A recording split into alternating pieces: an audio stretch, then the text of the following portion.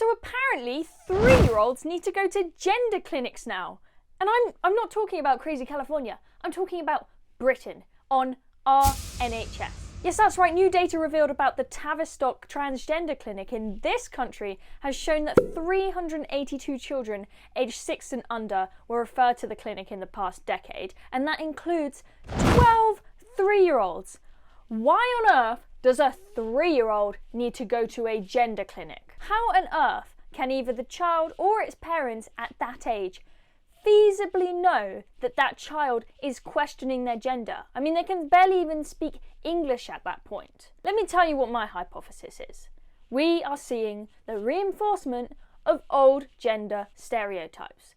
We've spent years and years breaking down this idea that girls like pink and boys like blue, and boys like trains and girls like Barbie dolls. We've broken down those stereotypes and said that boys can wear whatever they want, girls can wear whatever they want. It's not a one-size-fits-all approach. There are boys who can like pink and you're still a boy, and there are girls who can like blue and they can like trains and they can like video games and you're still a girl. We come in all sorts of shapes and sizes as boys and girls. However, this destruction of gender stereotypes is now being completely reversed, and we're going back to the old gender stereotypes, such that now parents with 3-year-olds think that a boy that likes wearing the colour pink must be in the wrong body, must need a sex change, must need to be put on puberty blockers. This is completely crazy. Rather than accepting children for who they are, as we should, we now tell them that they need a sex change and they're in the wrong body if they don't fit the stereotype for their gender. That's just completely insane. We've gone backwards, and completely irresponsible parenting and practice by the NHS. Now, you might say that 382 children is a small number in the grand scheme of things, but still, you must question, why has the NHS been allowed to refer a single child aged 6 or under to a gender clinic?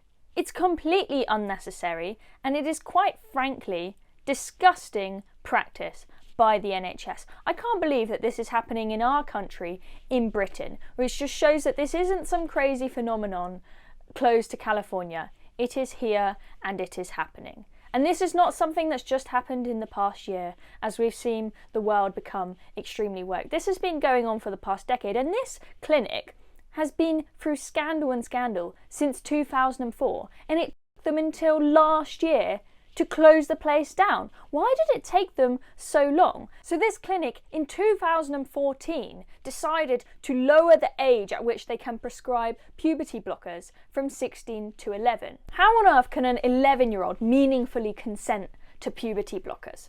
Would you allow an 11-year-old to get a tattoo? Probably not. You'd probably say, you'll regret it, it's not a good idea, you're not old enough to make an informed decision. But puberty blockers and medical transitioning? No problem at all, apparently, according to the parents in the NHS. Whistleblowers have been talking up about the awful practices going on at this Tavistock clinic since 2004, and in the years since then, various reports have come out just detailing how appalling the treatment of children is at this clinic and how completely unprofessional and experimental it is. They're putting puberty blockers on children and then going on to CBBC and telling children on the TV that the effects of puberty blockers are completely reversible, they're nothing to worry about, it's just like pressing a pause button, when in reality there wasn't the scientific evidence to prove that. And now more and more evidence is coming out to show that they are not just a pause button, and they do often have irreversible effects. So children are just being used like lab rats here, having their lives potentially completely irreversibly changed, even if not physiologically. Think about the mental changes that this process is causing for these children. They don't deserve to go through this and be used as experimental lab rats. Not in my country, not in Britain. Have you got what it takes to be a reasoned presenter? Well, send us a short clip of yourself to join@reasoned.uk and we might be seeing you on this very channel very soon indeed.